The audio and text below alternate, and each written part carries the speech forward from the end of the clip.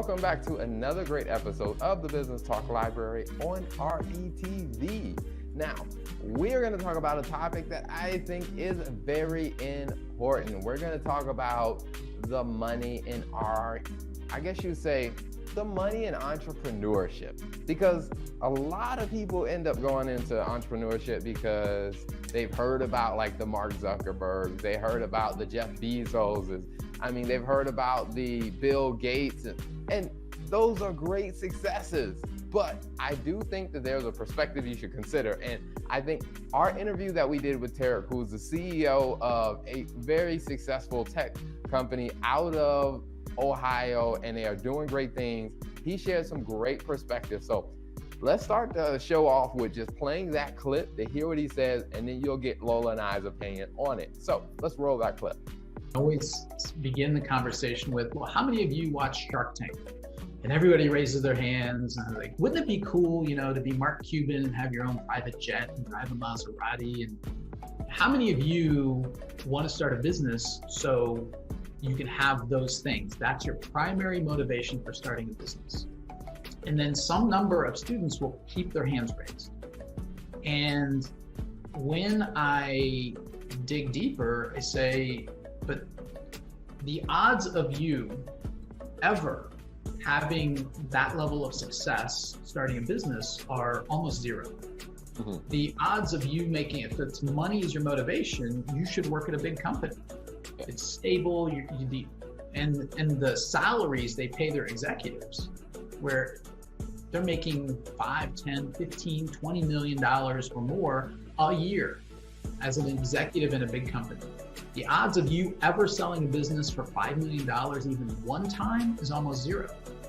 So you would be insane to be an entrepreneur if money is your motivation. And then they'll ask me, why do you start a business then? And the real answer is because you can't help yourself. You see something in the world that should exist, and it bothers you that it doesn't. You see something that's done inefficiently, and it keeps you awake at night because you have these thoughts in your head, there's a better way to do this.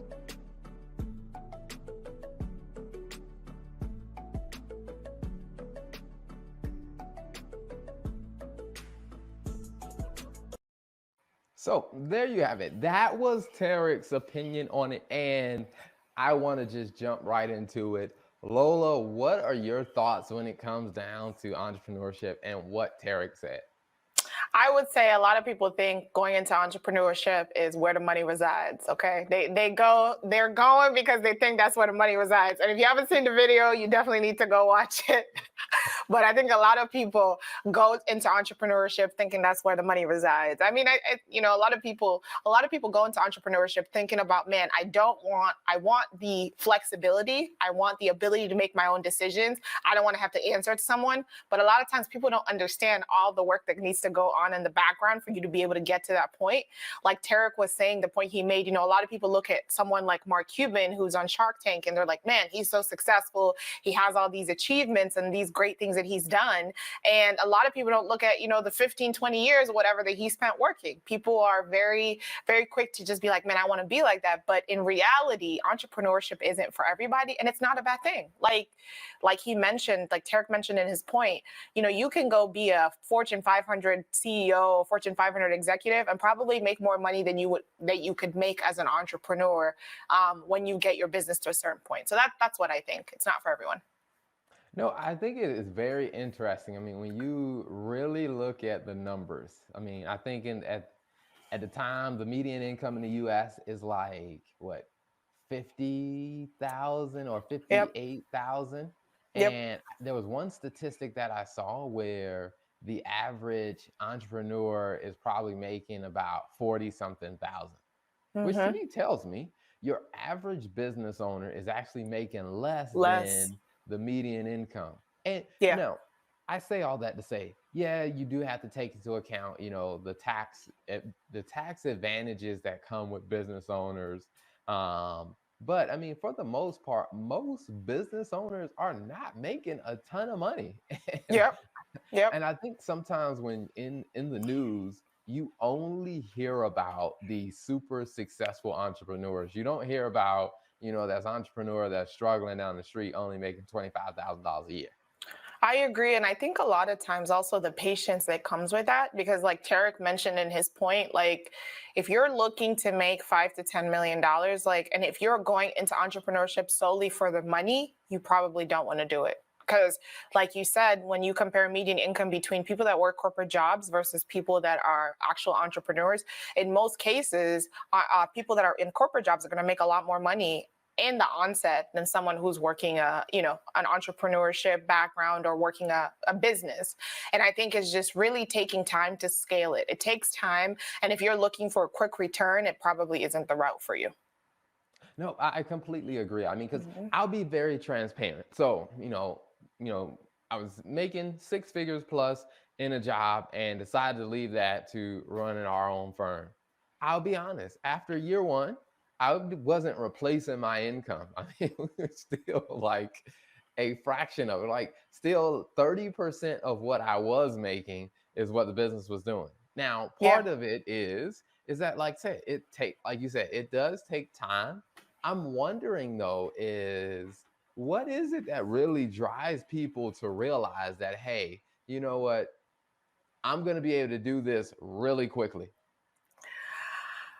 I think it's the success stories. I think it's the YouTubers. I think it's the one person that person went viral overnight. Like, I think it's really just that culture, not necessarily the culture, but the expectation of like when you see that 1% or that one person like blow up overnight. Like if I think about the person that maybe started selling, what are those sticky things? The slime.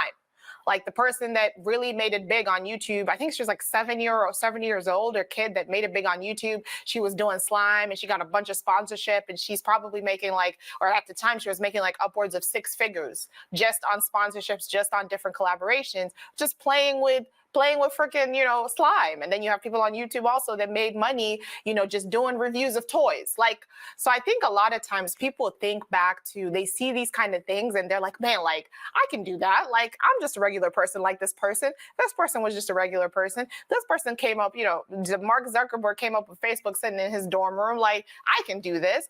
But what a lot of times people don't understand is oftentimes you have the highlight reel of the entrepreneurship journey. You don't actually see the entire journey. Because even if you think about us, like, a few years from now, even if I think about just the Business Talk Library, people are like, man, I'm just so amazed at how you're able to do, you've done 230 something, interviews, and man, that is just so impressive. But what people don't see is all the work that it took to get to that point. So like the hours practicing in the basement, refining the skills, learning how to ask the questions, going through the process of engaging the audience. Like there were hours of videos that were done to get us to the point where we are. So I think a lot of times when people see your success, they see the highlight reel. You sit down and you have a 5-minute conversation with someone. You're like, hey, can you tell me all of the things that you did to get to the point that you are? And it's like, not really. I can't. Like, I can give you a summary of, hey, these are the points and these are the things I recommend you go through, but you're going to have to go through that journey by yourself. You're going to have to experience that. And I think in the culture of highlight reel, a lot of people just see kind of the highlights and they're like, oh man, like I want this now. And you just think because you're seeing the highlight reels, like, oh, okay, it's going to be successful. And a lot of times, even putting in a few years, people don't want to do that anymore, right? And so I think it's just one of those things where I think we're in a culture where there's instant gratification. People want to see results immediately. And I feel like if we didn't have social media, the perspective would be completely different, because you are less likely to compare yourself to the person that lives in, San Francisco, because you have no idea what's going on with the person in San Francisco. You're focused on trying to build your business. You're focused on trying to do whatever it is that you're doing. And you really don't have anybody else to compare yourself with other than the person down the street who you may or may not see. But I just feel like with social media, it's really opened up the space to where people are like, man, I'm comparing myself. Like I did that to myself. Like, you're like, man, I feel like, we should be here by now. Well, first of all, how long have you been doing this? Second of all, have you been putting into work like to get to that point? So there's all of those factors. And I think it's just when you start to get into that mode of instant gratification, it gets you to the point where you're not really focused on what you need to be doing. And I kind of took over. So sorry, go ahead, make your point. What were you going to say? I mean, you seem very passionate about it. So I was just going to let you go. I mean, for me, I think it's just one of those things where I'm still learning. Like I'm not perfect and I'm not there, but I think, even when I think about like our businesses, like we had a lot of back and forth on me trying to be like, well, I feel like we should be here by now. Or I feel like we should be doing this by now. And it's like, nah, fam, like you got work to do. Like you got to build it up. Like you got to put in the time, you got to build it up, and it's not going to come overnight. And even if it does, it takes longer than overnight to sustain it. So I think that's the other thing. But go ahead. Yeah, I mean, I do. I mean, there's a couple things that you talked about. I mean, I want to go back to the slime one. Now, one of the things that I think of is very interesting, like when people were talking about, oh, it's this new thing, slime or whatever, and these people are like, you know, overnight millionaires. And it's like, Yeah. one of the things that I think about is you do realize like slime is not like a new thing. Like when I was Yeah. a kid, it used to be called goo. And, you know, Nickelodeon had this thing where on the Nickelodeon Awards, they would have this green goo that would come out, and that's exactly what it is. That's what the slime is. I mean, it is very similar to that. And Mm-hmm. so it's like this has been a concept that has come out before, and there have been people who have done things with goo or with slime on Yeah. television or whatever, or on media. And I think sometimes people forget to see the evolution of something like Yeah. what you're seeing from that little girl or whatever. I'm quite sure, even in some of the videos that they talked about, I'm quite sure that her parents were involved. Like they saw the first generation of, like, you know, of slime, and they saw what was done there. They taught her a couple things, and some of it is the luck of timing. Like she got Mm-hmm. on that at the right time. She got on it while it was hot. A lot of people had attention to it, and which I think is phenomenal. But not to take anything away from all of the work that she put in, because I do think that, you know, sometimes I wonder, I'm like, do people really, like, when they see all these influencers and they see these influencers making a lot of money with the different stuff that they're doing on social media, like, do they realize, or yeah, do they realize that, hey, this isn't this person's first video? Like Mm-hmm. this is Mm-hmm. probably they've tried a couple of other things Yeah. before they could attract this type of audience. And I wonder, like, do people really understand that like there's a little bit underneath the surface that you're not seeing?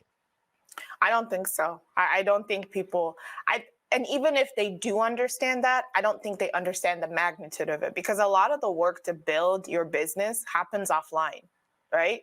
Like a lot of, unless you're, you know, unless social media is your business, but even with social media being your business, even if you're a promoter, like you still have to develop the relationships offline. So there's a lot of work that happens in the background that a lot of people don't see. And so when you show up, you know, having achieved whatever it is that they feel like you've achieved, then they're like, oh man, like this person just posted 6 months ago, or they posted this video 6 months ago and now they're blowing up. They did this 6 months ago and now they're blowing up. But you have no idea the amount of time that went into developing the relationships that allowed them to get to where they are. And I think that's so critical.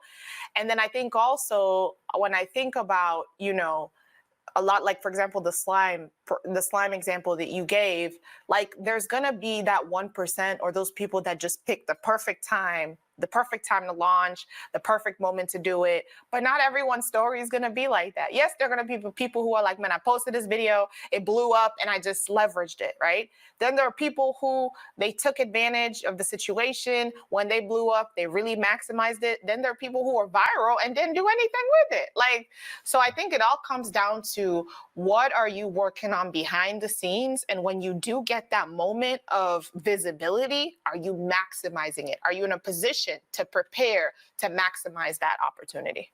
And I think that that's a very important topic, because I'm not sure if many people talk as much about that, is how do you capitalize on the how do you capitalize when you've gone trending, you become trending on something?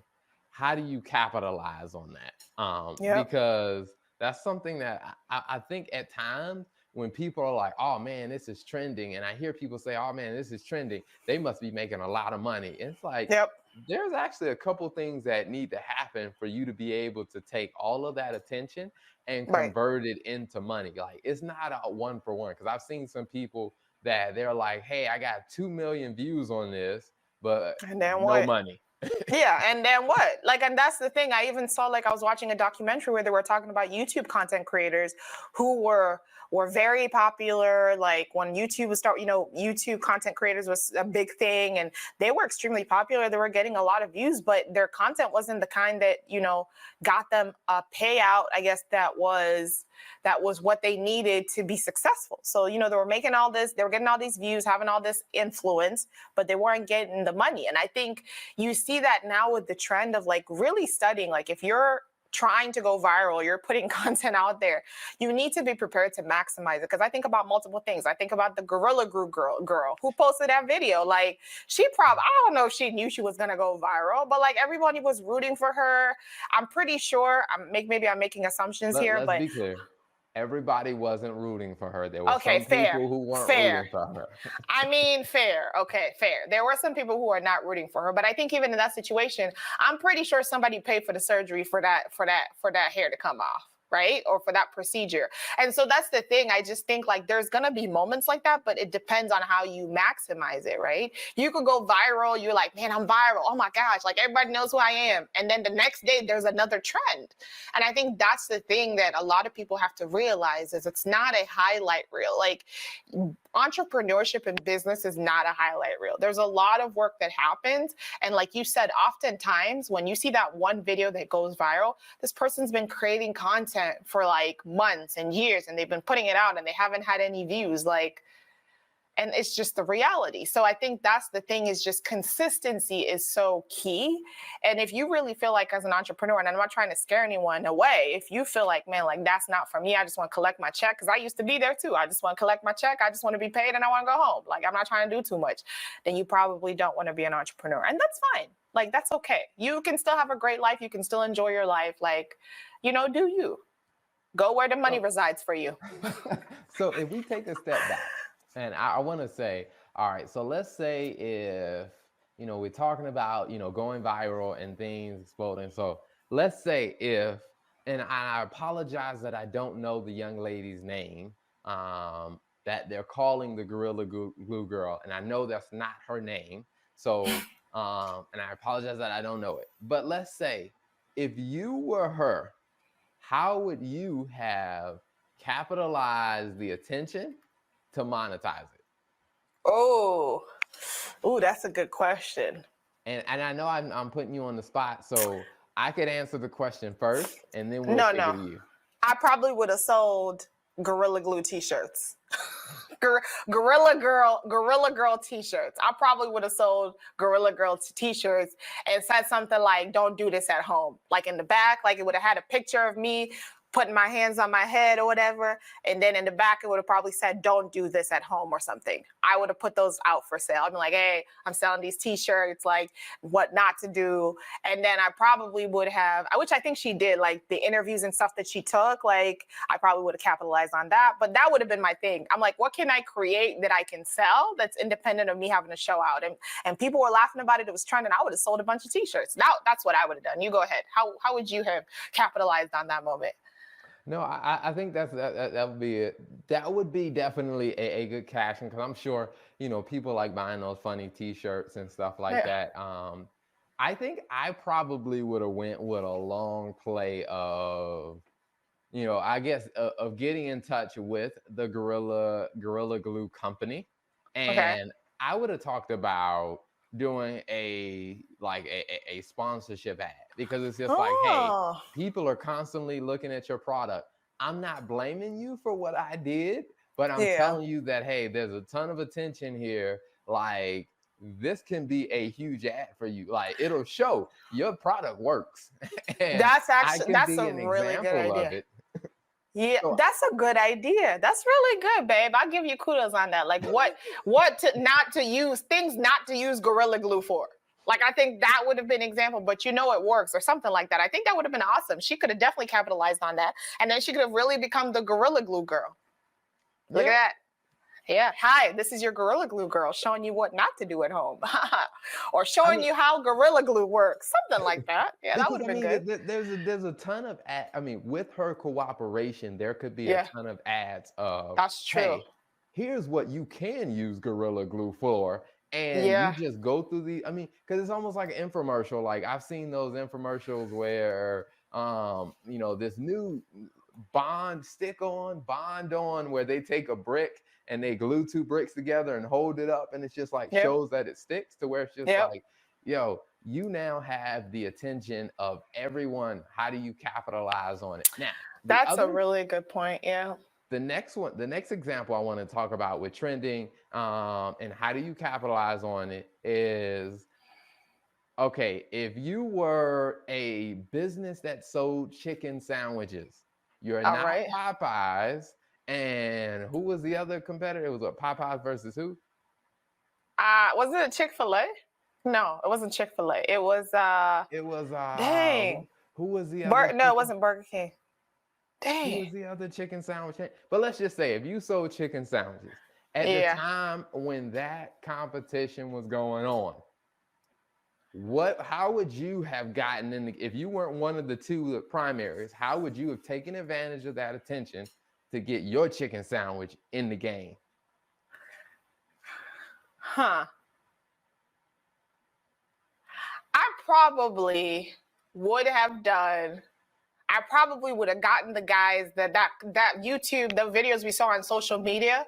Like, for example, let's say if I was Chick-fil-A, I probably would have gotten those guys on social media to do an ad to highlight the horrible service, like a versus kind of video, like Popeyes versus our brand. And I would have talked about the Popeyes experience, like how Popeyes, they deliver, they bring the food to you, it's cold, they got an attitude. And that was actually one thing that we heard for people that actually went and stood in line for Popeyes. So like the service was horrible. Like people were just like, I ain't got no more chicken. Like we ain't got no chicken sandwich. Like people were rude. So I probably would have put a scenario where you could go here or you could go here. And then like I would have kind of like done a side by side where I would have said like, this is the Popeyes experience, this is the Chick-fil-A experience, and you can tell the difference. I mean, not only do we bring you the chicken, but we also wash your car, we also take out your trash. Like the service is top notch. We run after you in traffic when you forget your chicken. Like that is the top notch service. So do you want Popeyes where you're gonna get yelled at and where people are gonna have an attitude, or do you want Chick-fil-A where the service is stellar? That's probably how I would have brought it. Okay, I got it. What would you have done? So how would I have positioned? I'm not gonna lie. I think because the whole chicken wars it got ratchet at some point. So I probably would have because when you think about it, people who like watch, I look at it this way. People who probably like watching reality TV show were loving the chicken wars. So that's true. I probably would have created a commercial that kind of like, I would have done something like an advertisement with, let's say you got three people, like, like when you look at the like the Bachelorette show or whatever. So you got one customer trying to pick between, which chicken sandwich do I want? And I would have really played up the stereotypes of the other 2 chicken sandwiches. And let's say if I was the 3rd one, I'd have been like, you know what? They got a whole lot of drama going on, and they ain't a lot of baggage, and that worth it. And I would have played that angle where it's just like the Bachelorette or the Bachelor with chicken sandwiches, and I would have been the 3rd one that got picked to capitalize on the attention, because during that time of that chicken war, there were only 2 companies that people were looking at, and it's just like, hey, how do you steal the momentum of that attention and bring it to your product? Exactly. Plus, Popeyes did run out of chicken too, so that was a turnoff. And I feel like, I don't know if they did that intentionally, but they did. They ran out of buns. They ran out of everything. They were not prepared to capitalize. Let me tell you that. I'll say that. But no, I agree. I think this is really fun. I like the trending. Maybe we should do that again in another episode. But yes. Well, you have been watching a great episode of the Business Talk Library on RETV. Be sure to catch us every week on Tuesday nights at 6 p.m. Thanks for watching. Thank you for tuning in to the Business Talk Library, aired on RETV. If you'd like to see more of the Business Talk Library, be sure to watch us every week on Tuesday nights at 6 p.m.